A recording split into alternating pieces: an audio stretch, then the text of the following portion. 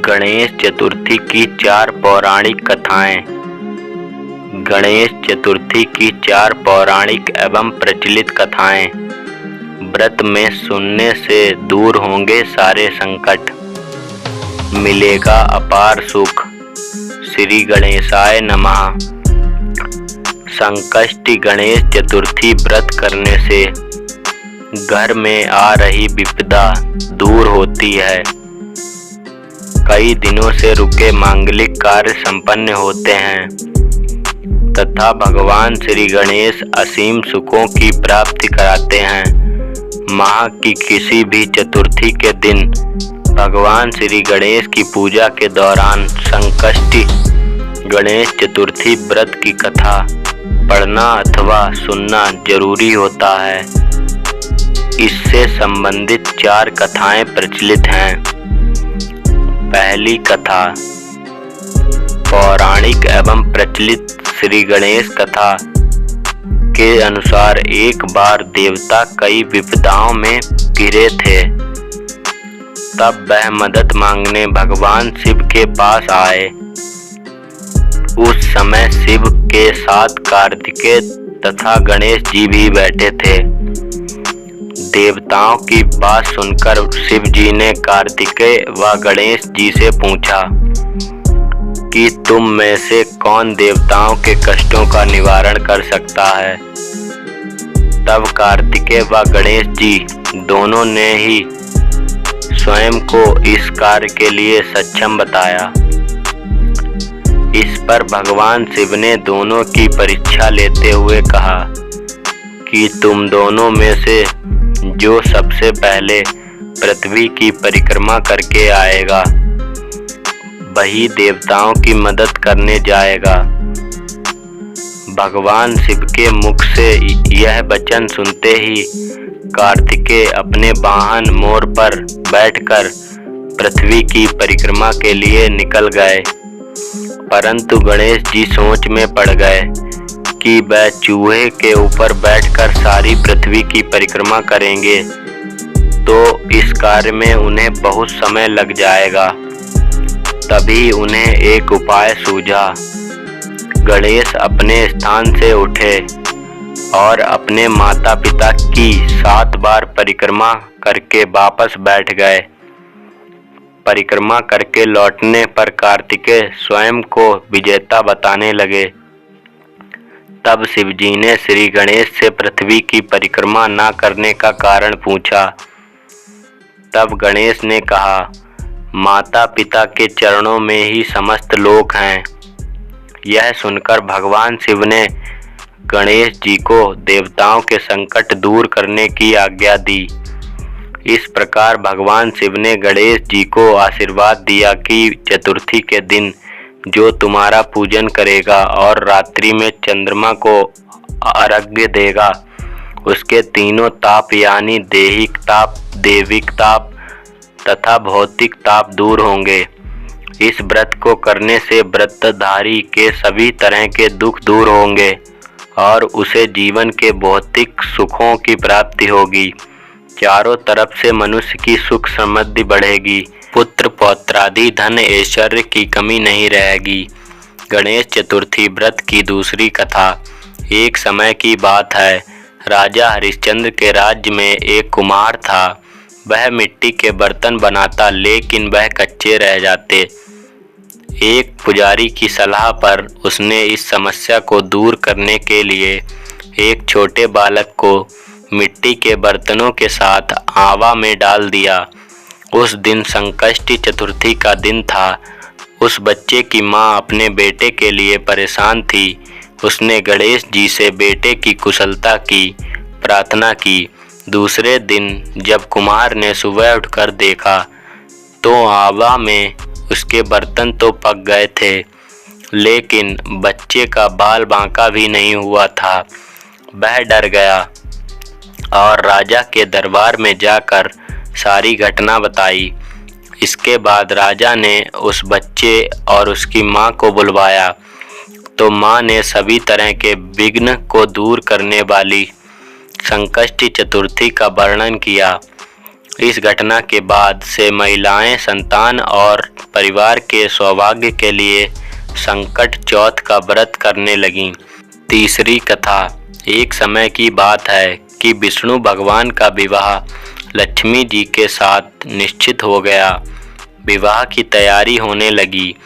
सभी देवताओं को निमंत्रण भेजे गए, परंतु गणेश जी को निमंत्रण नहीं दिया। कारण जो भी रहा हो, अब भगवान विष्णु की बारात जाने का समय आ गया। सभी देवता अपनी पत्नियों के साथ विवाह समारोह में आए। उन सब ने देखा कि गणेश जी कहीं दिखाई नहीं दे रहे हैं। तब वह आपस में चर्चा करने लगे कि क्या गणेश जी को नहीं न्योता है या स्वयं गणेश जी नहीं आए हैं। सभी को इस बात पर आश्चर्य होने लगा। तभी सबने विचार किया कि विष्णु भगवान से ही इसका कारण पूछा जाए। विष्णु भगवान से पूछने पर उन्होंने कहा कि हमने गणेश जी के पिता भोलेनाथ महादेव को न्योता भेजा है। यदि गणेश जी अपने पिता के साथ आना चाहते तो आ जाते, अलग से न्योता देने की कोई आवश्यकता भी नहीं थी। दूसरी बात यह है कि उनको सवा मन मूंग, सवा मन चावल, सवा मन घी और सवा मन लड्डू का भोजन दिन भर में चाहिए। यदि गणेश जी नहीं आएंगे तो कोई बात नहीं, दूसरे के घर जाकर इतना सारा खाना पीना भी अच्छा नहीं लगता। इतनी बात कर ही रहे थे कि किसी एक ने सुझाव दिया, यदि गणेश जी आ भी जाएं तो उनको द्वारपाल बनाकर बैठा देंगे कि आप घर की याद रखना। आप तो चूहे पर बैठकर धीरे धीरे चलोगे तो बारात से बहुत पीछे रह जाओगे। यह सुझाव भी सबको पसंद आ गया, तो विष्णु भगवान ने भी अपनी सहमति दे दी। होना क्या था कि इतने में गणेश जी वहां आ पहुँचे और उन्हें समझा बुझाकर घर की रखवाली करने बैठा दिया। बारात चल दी। तब नारद जी ने देखा कि गणेश जी तो दरवाजे पर ही बैठे हुए हैं, तो वह गणेश जी के पास गए और रुकने का कारण पूछा। गणेश जी कहने लगे कि विष्णु भगवान ने मेरा बहुत अपमान किया है। नारद जी ने कहा कि आप अपनी मूषक सेना को आगे भेज दें तो वह रास्ता खोद देंगी, जिससे उनके वाहन धरती में धंस जाएंगे। तब आपको सम्मान पूर्वक बुलाना पड़ेगा। अब तो गणेश जी ने अपनी मूषक सेना जल्दी से आगे भेज दी और सेना ने जमीन पोली कर दी। जब बारात वहां से निकली तो रथों के पहिए धरती में धंस गए। लाख कोशिशें की परंतु पहिए नहीं निकले।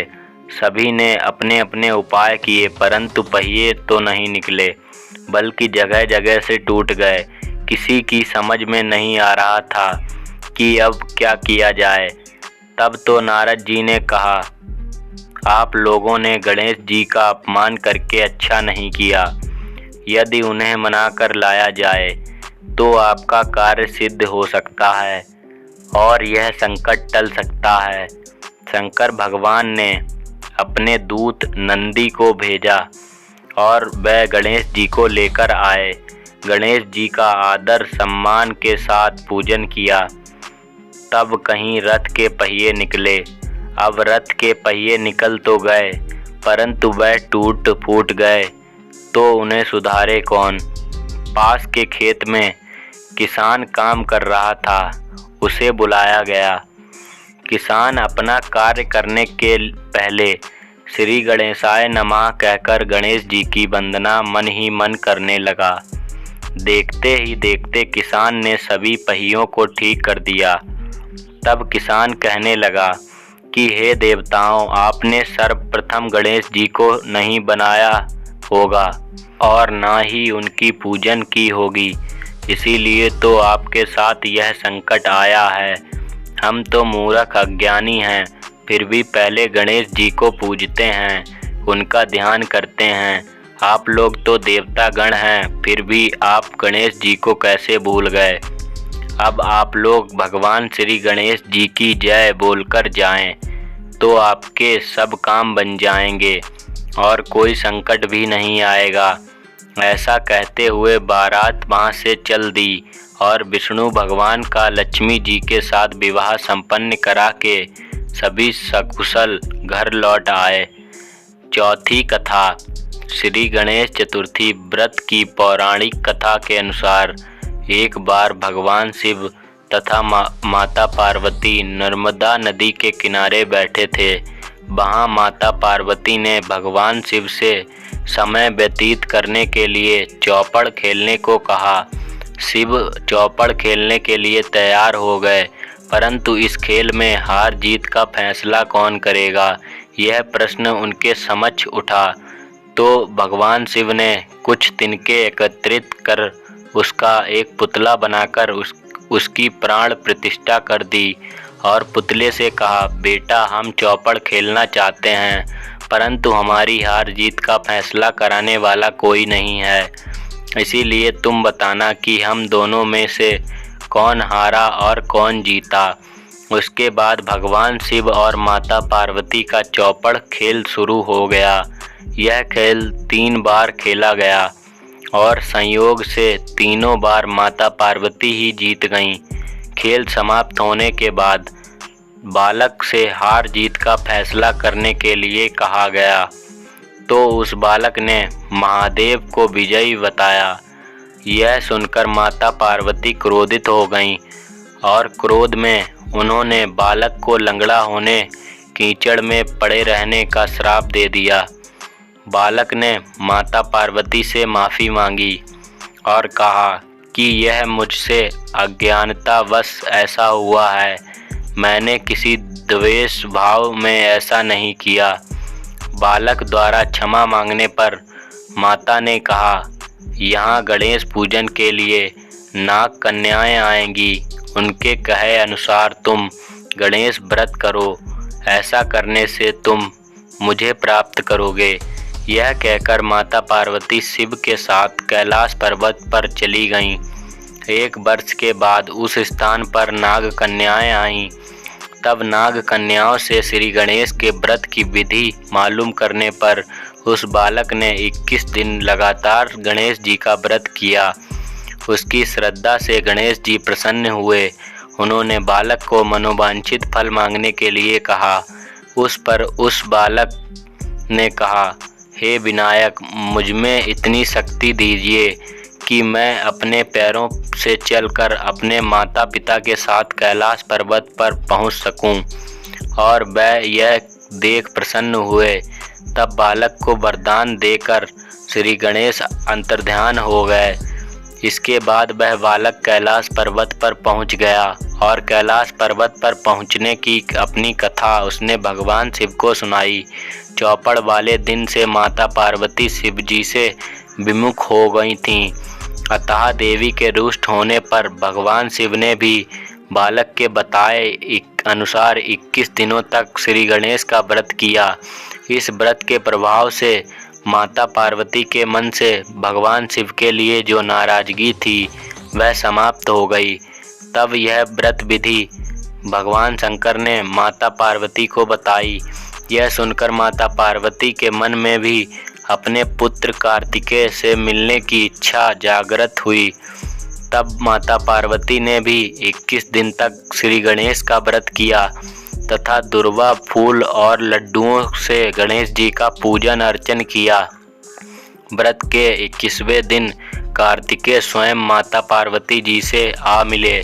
उस दिन से श्री गणेश चतुर्थी का यह व्रत समस्त मनोकामनाओं की पूर्ति करने वाला व्रत माना जाता है।